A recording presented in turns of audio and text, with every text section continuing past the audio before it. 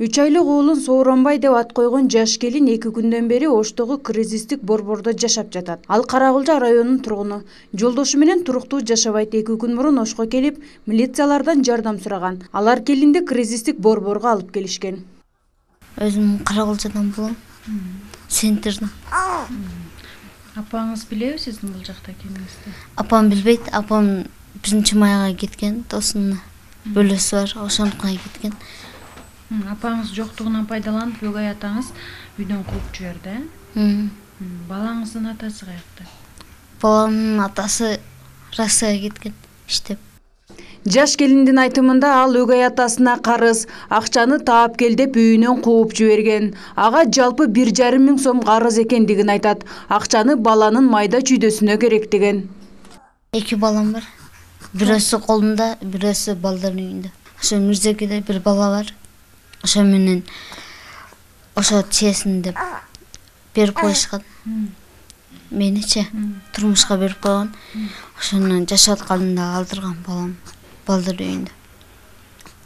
Өзүңүз баккансызбы бир канча убакытка чейин? Баккам. Өзүм чоңойтуп, карап атканында алып коюшкан. Ким алып койгон? Ошо Бегай деген эже бар, ошо алып койгон. Ким ал Бегай деген каякта иштейт? О, бала коргойдон иштейт, Каракулчада. Азыр эми буну жакшы эле карайсызбы же бунда балдар үйүнө алып коебу? Жок, жакшы эле карайм. Бүгүн ошо өгөй атамдын акчасын берип койсом, бүгүн үйгө барам.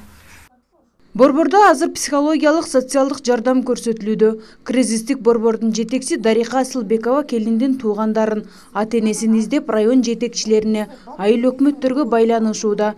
Бирок чыйынтык чыкпай жатат дейт. Анткени келин өздүгү тууралуу маалыматты жеткиликтүү түшүндүрүп бере албай жатат.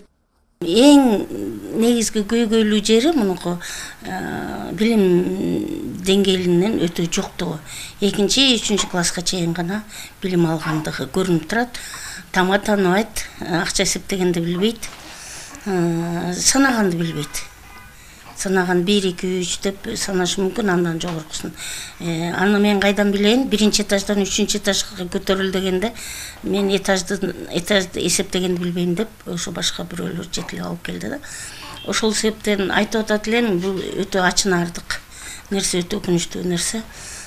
Биз мындай адамдарды тим эле көчөгө коюп койгон бизде андай нерсе жок. Анан мен ошон үчүн бир канча айыл өкмөттөргө чыгып маалымат алайын дедим, бирок тилекке каршы болгон жок, так маалымат.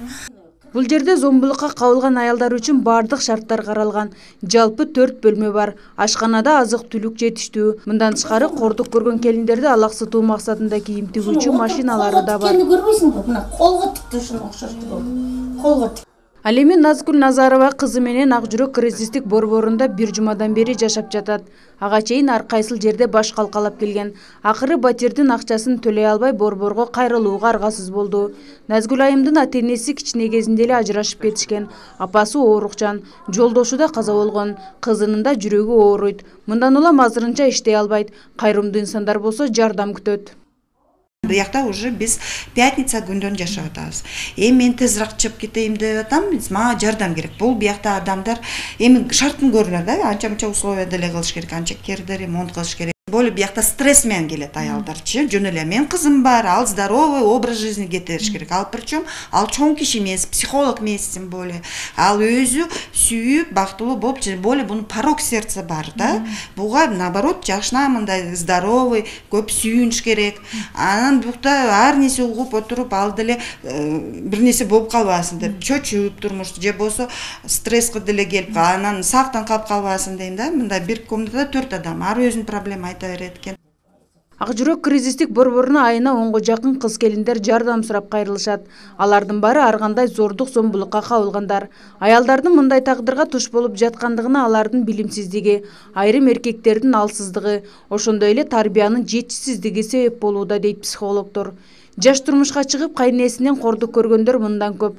Ошондуктан бул көйгөйдү чечүү үчүн адам өзүн өзү тарбиялоосу керек. Анан экинчи маселе, азыркы учурда биздин кыздар баягы билим алуу маселесине көп көңүл бурбай атат. мына ошодо аябай чоң проблема болуп атат. Билбейм башка жерлерде кандай экенин билбейм, бирок биздин ушу түштүк регионунда ушундай болуп атат да. Кыздардын азыр оюнун баары эле баягы эптеп эле ушу мектепте окуп атканда 10-ду бүтүп эле 11-дү бүтүп эле турмушка чыгуу максат кылып коюшкан да. Ушу немеден Россиядан келдирген балдарды таап, ошолор менен таанышып, интернет аркылуу таанышып, анан ошолор менен ошолорго эптеп эле турмушка чыгуу. Колума бир билим алып алайын, ошо мектепти бүтүп алайын, аттестатты алгандан бир кичине бир сертификат, бир диплом алып алайын.